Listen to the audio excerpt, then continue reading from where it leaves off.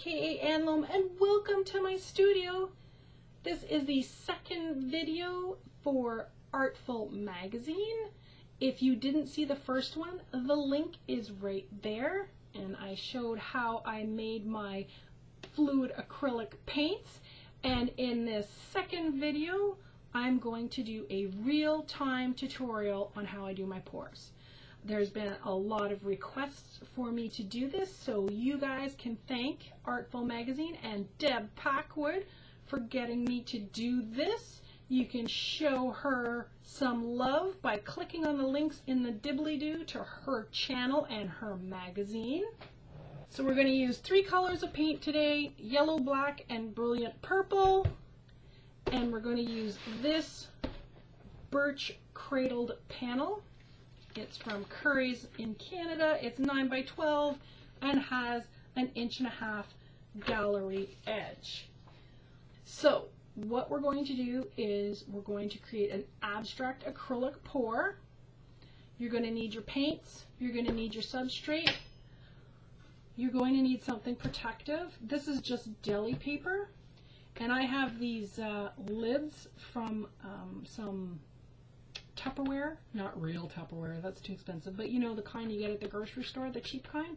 And I just put those lids down so that the substrate is about 1/4 inch up off, so that the paint can actually drip. You don't want it sitting flat, or you won't be able to pick it up and move it around. That's one of the things too, is you want to be able to get your hands in so that you can move it around. So prepare your area with something protective and something that will elevate your substrate, which can be a panel, it can be a canvas, a stretched canvas, it can be a canvas panel. I've used all 3 with very good success. We'll do an experimental video in the future where I'll do it on paper and see what happens.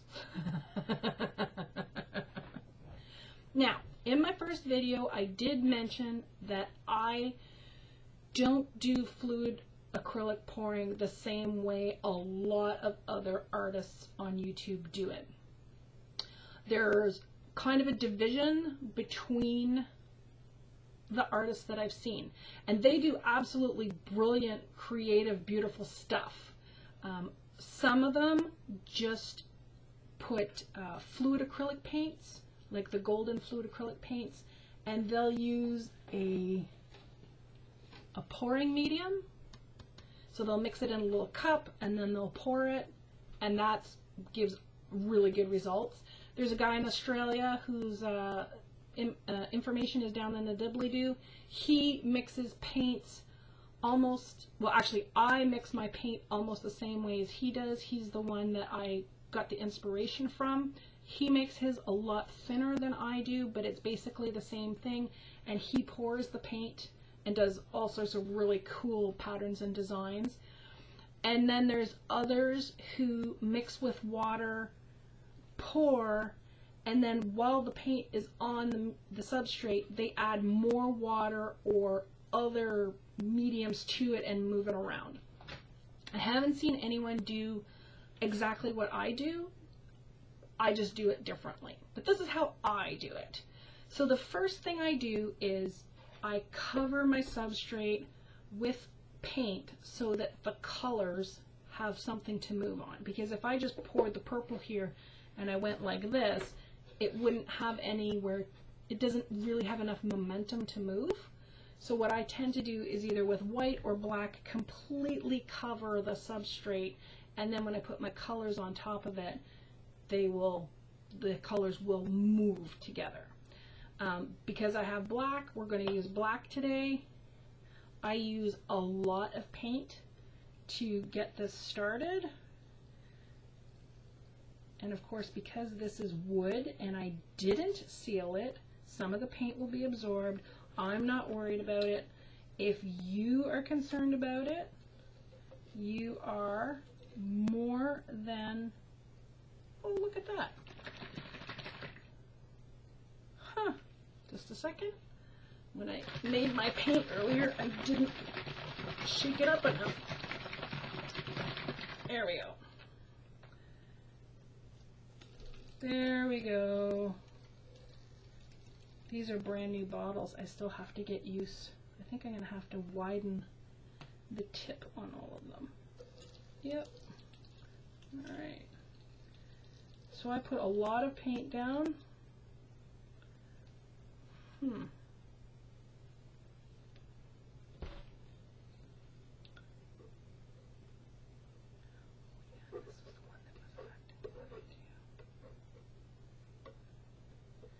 Alright.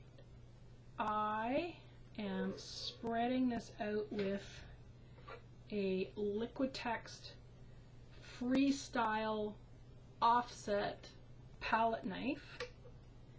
You can use something out of your kitchen, like an icer, or just one of those spreaders. Just make sure that once you use it with paint, you might not want to use it for food again. Although, if it's a stainless steel one like this, you could probably wash it and put it into the dishwasher and it will be fine. Or you can go to the dollar store and get yourself a cheap one and just use it for your creative arts. Alright, that's the first step. Now, it will start to drip over the side, and that is fine. Then you have your paints.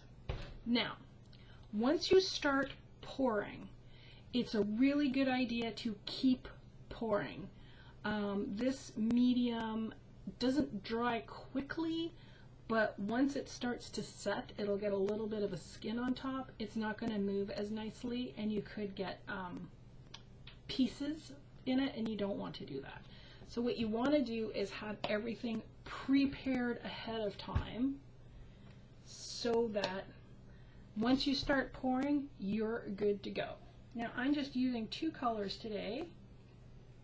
So there, I'm going to use some yellow. Now people say, well, how do you know what to do? I don't. I just started doing this as an experiment, actually for an online creative arts collaboration virtual art crawl, probably back in March. And I needed to come up with something fantastical. And I don't do fantastical pieces, so I thought I'd do something psychedelic. So I had just watched that guy from Australia, so I ended up doing this.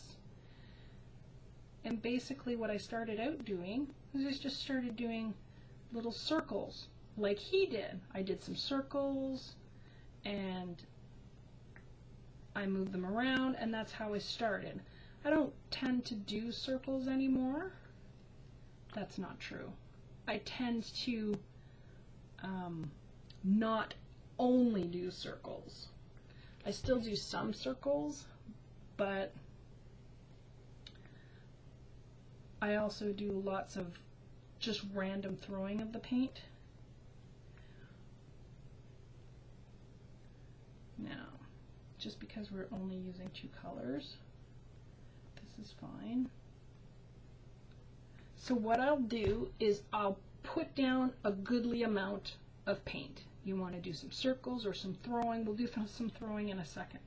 But what you do is then you take your substrate from the bottom, because especially if you have a gallery style canvas or whatever, you don't want your hands to be in the way. So I tend to hold it from the bottom. And then you move. You tilt and you move, and then that paint just flows everywhere. Isn't that cool? And it goes all down the sides. And see how that black paint helped? Oh, this is messy, by the way. I make a huge mess of myself. I have drop cloths everywhere. So you see how that just moved? You can move it however you wish. Then I take my heat gun and I use it to pop the bubbles that are in the paint from when I shook it. For me, because the entire side is not covered in paint, I don't consider this done. For me, it's not done until the entire canvas or substrate is covered. That's not for everybody. Some people would like just a partially drippy side. I don't like that. So again, now you don't have to do circles. You can do some random stuff like this. My bottles never stay clean for long. All right, there we go. That's better. So we're going to do some of that. And we'll do some more of this. So what I'm doing is not only adding some randomness to this, I'm adding more paint to flow. So here we go. And that's my objective, is to get paint to flow where there is no paint right now. So I tend to also shake. See how it's gone over the edge there now? Now I'll go the other way. And I shake it. Oh, almost. Not quite. No, it's still missing some at the corner. So I'll put it back down again. And then you decide, what color do I want more of? So for me, there's not enough black, especially down here. And I need some yellow down here. There we go. And I'm going to add just a little bit of purple over here. It's completely up to the artist what they want to do with colors. And I know that can be very difficult, but I don't know what to do. Part of being an abstract artist is letting go of that need to know what to do and just let the color move where it wants to move. And most of the time it comes out really cool. So tilt again. See if we can get that corner over there covered. Not quite yet. So I just keep adding paint and tilting where it needs to go. See how that side is now completely covered? Let's see this side. I need some more paint along here. So go like that. Wipe the paint that has dripped on my arm. So I need some over here. This corner over here. Now, I want you to look here. I'll pick it up. See here how the black and the yellow has mixed? That was at the beginning when I was first squirting out the black. It was really, really watery, and then it got stuck with that little chunk because it wasn't well mixed. That's what I was talking about when your viscosity is not the same. The paints will mix instead of push each other like they do here. See how it, oh, I just put my finger in it. Awesome. See how here it's pushing and then here it's mixing? It's because the yellow and the black didn't have the same viscosity here. That's why it's important. Now, if you like that look, it's not that important to have equal viscosity. If you're like me, now I don't hate that, but I try to stay away from that as much as possible. I don't like when the black mixes in with the other colors. I don't like when they mix like that. But that's me. That might not be you. Okay, let's try this. All right, I need to get some on this corner here. See how now it's pushing? Because after I shook that up and took that chunk out, it mixed up properly. Woo, look at that move. All right, so we want to get right here, this corner needs some. Move the paint, shake, shake, shake, shake, shake, shake. Now it's almost there.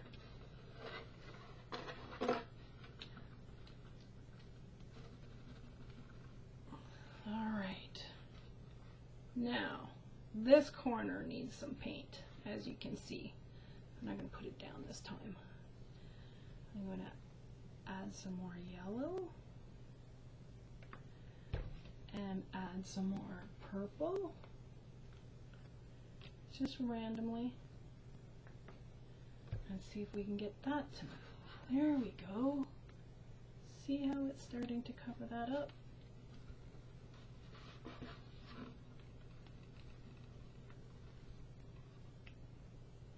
Almost. A little bit more shaky.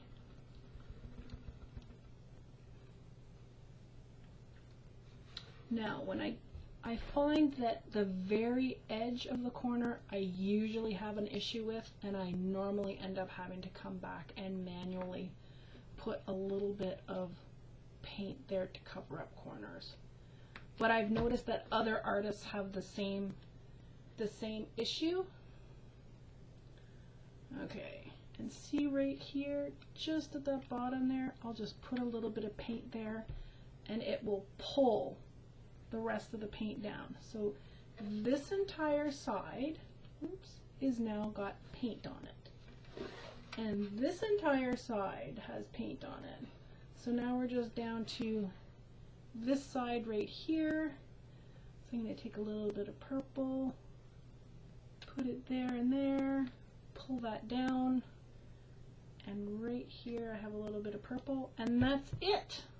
So once the piece is completely covered with paint, you have to decide, are you happy with what has happened? Because you can still add paint to it at this point and move and get the color scheme that you want.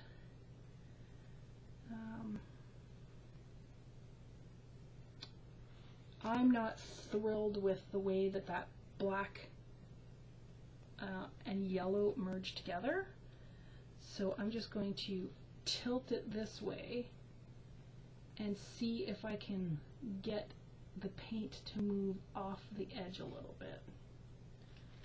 And you can do this by shaking, tapping.